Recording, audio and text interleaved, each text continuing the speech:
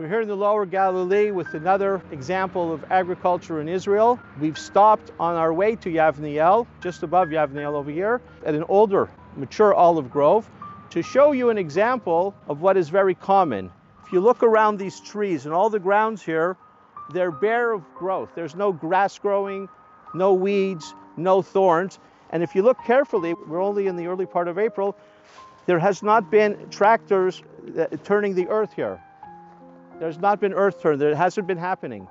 So therefore, the growth just didn't happen. It didn't happen because of what they call in Hebrew risus, which is the weed killer, which is made of chemicals. In this particular case, over likely that they sprayed it before the winter and during the winter at a dry time, and then again, avoiding that growth.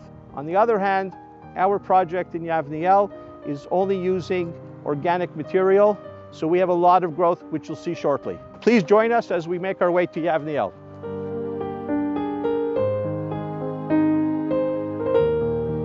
We're here in the Lower Galilee, in the village of Yavniel on Parcel 4. Yavniel is about 8 minutes above Lake Kinneret. This parcel has 31 dunam, which in total is equal to almost 8 acres. This parcel was purchased by several people. 18 dunam were purchased by the members of the Jewish community of Rochester, New York. And afterwards, the rest of it, the balance has been sold to several people, a couple of dozen people actually, ranging from our smallest size of 1/36 of a dunam, which is 27.77 meters, or roughly 28 meters. That's the equivalent of a tree, because we put one tree for every 28 meters. We put 36 trees in a dunam. So one tree is 1/36 of a dunam. The next size is 150 meters with 5 to 6 trees. The size after that is 250 meters, which is a quarter dunam, which has 9 trees. Then a half a dunam, 500 meters, which has 18 trees. Then a dunam, which has 36 trees, and so on. We have several purchasers of all the sizes, plus we have an additional purchaser of a dunam and a half. We had 3 plantings to cover the 31 dunam. Altogether, over 1,100 baby olive trees were planted on this parcel. The first planting day was in September 2019. The next one was on December the 1st, 2020. And the last one was on January 28th, 2021, which was Tu B'Shvat. We came here today to check on the workers who are cleaning up after the winter for the spring, summer, and fall. As you could see, this area over here has not been done yet. This is what the workers had to contend with. This was just from this past winter's rains. This is nonstop. Because we don't use any spraying of pesticides, herbicides, weed killers, any chemicals whatsoever, we have much, much more growth, and we have to have it cleaned several times a season, which makes it much more difficult, much more laborious. Our labor costs are much higher, but we feel it's worth it. We're using only organic material, only organic supplies. This is much more expensive, but on the other hand, the olives are healthier. The final product, the boutique olive oil, is much healthier. We also are only using Avoda Ivrit. That's only Jewish labor, which in Israel is much more costly. Again, we feel it's worth it for nationalistic reasons and religious reasons. We feel it's spiritually a great thing to hire our own people here in Eretz Israel to work the land, fill the land, be part of the land.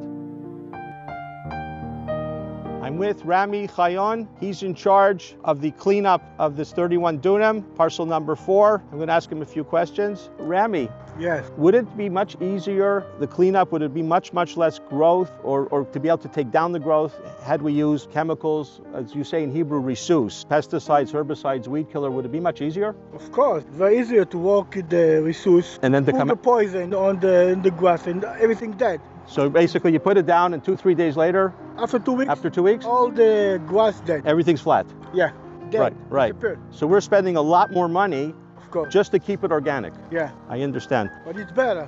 But it's better, it's healthier. Yeah. Okay, so we have a better product. It's hard, but it's worth good it. for my health. It's for your health.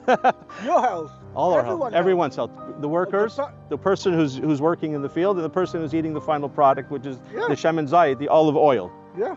Very good. Better oil. Do you recommend, instead of coming at the end of the winter, to clean it during the winter also, to make it easier? Every 2 months. Every 2 months? I need to clean it.